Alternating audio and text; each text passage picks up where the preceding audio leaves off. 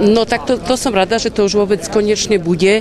To už malo byť ozaj dávno a s tým, že teda tu odborajú sa tie raky hlavne teda. To je cez dedinu a to. A že nebude taká zápcha. Konečne v tej Čadci si myslím potom, ako je teraz, že treba čakať veľmi dlho. Prínos to bude dobrý, no, pokiaľ to je tak je v poriadku. No. Malo byť hotové, no. A keď to nebolo, tak dúfajme, že to bude. A že sa dočkáme, až bude tá diaľnica.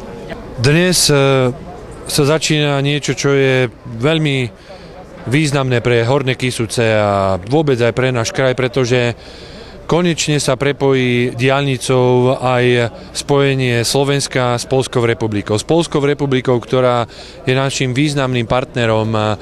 Čiže D3, úsek Svrčinovec-Kalité je dnes realitou. Dnes sa práce začínajú, symbolicky to tu bolo dnes začaté. Som veľmi rád, pretože je to najťažší úsek. Celková hodnota tohto diela je 320 miliónov eur a svedčí to o náročnosti tohto úseku, pretože keď som bol ešte stavbárom a nebol som v politike, tak som staval tie 4 mosty, ktoré sa nerozumne zastavili ich výstavba práve na konci milénia, to znamená na konci roku 1999 niekedy to bolo, čo bolo naozaj nerozumné vtedy. A viem, že tie pomery, ktoré sú tu, sú veľmi, veľmi náročné, ale čo je najdôležitejšie? S týmto sa stavbári vysporiadajú, som o tom presvedčený, pretože je to naprojektované skvelé a myslím si, že či už mostné objekty alebo 2 tunely budú urobené naozaj na úrovni, ale čo je dôležité, že to prinesie zamestnanosť pre ľudí tu na Horných Kysuciach. Nie len počas výstavby, ale potom aj počas už fungovania, pretože automaticky to bude naozaj veľký signál aj pre investorov, ktorí môžu sem prísť a prinášať svoje investície, pretože diaľnica už tu bude. A v kontexte toho, čo sme už urobili, že sme vytvorili tzv. Európske združenie územnej spolupráce, Žilinský samosprávny kraj, Moravskoslezský kraj, Opolské vojvodstvo, s ktorým priamo susedíme, a Slezské vojvodstvo, je tu obrovský potenciál na rozvoj, 7,5 milióna obyvateľov a budeme to už mať aj prepojené diaľnicou.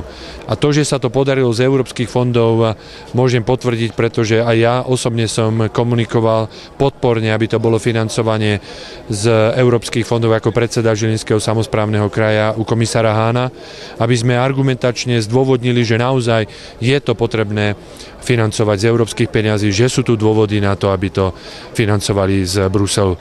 Tento úsek je najdôležitejší z pohľadu prepojenia na Poľskú republiku. Následne je v pláne, momentálne sa súťaží úsek Žilina-Strážov, Žilina-Brodno, čiže z južnej strany.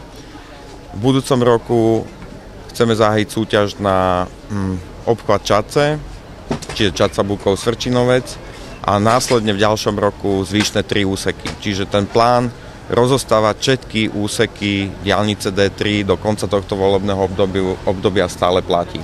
Pre celý región podľa mňa má najväčší význam práve tento úsek, pretože pripája Poľsko so svojím obrovským ekonomickým potenciálom, ktorý dodnes naozaj fyzicky pripojený nie je. Keď si pozriete tú cestu, po ktorej sa ide do Poľska, tak to je naozaj cesta úplne inej kategórie.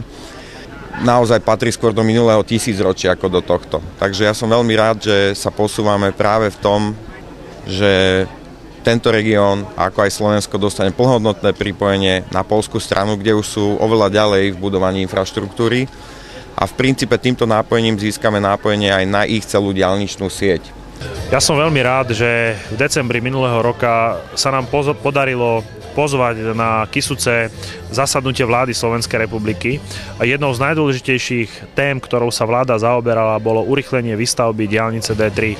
Dnes sme svedkami toho, že naozaj sa ľady pohli a tá výstavba, ktorá bola doslova ohrozená bývalým ministrom dopravy, ktorý zastavil financovanie tejto diaľnice, tak našťastie táto hrozba pominula a dnes sme svedkami toho, že sa spúšťa prvý úsek na diaľnici D3 a podľa prisľúbenia pána ministra pôjdu ďalšie úseky v nasledujúcich mesiacoch, predovšetkým úsek okolo Čadce.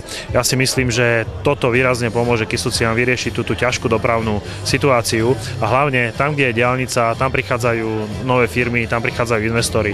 A diaľnica D3 je diaľnica, ktorá spája Slovensko s najpriemyselnejším regiónom Poľska, ale aj s Nemeckom, pretože od Berlína až po Ostravu je takmer súvislá diaľnica, ktorá nepochybne bude tou hlavnou tepnou, ktorou bude prúdiť rozvoj ekonomiky do nášho regiónu.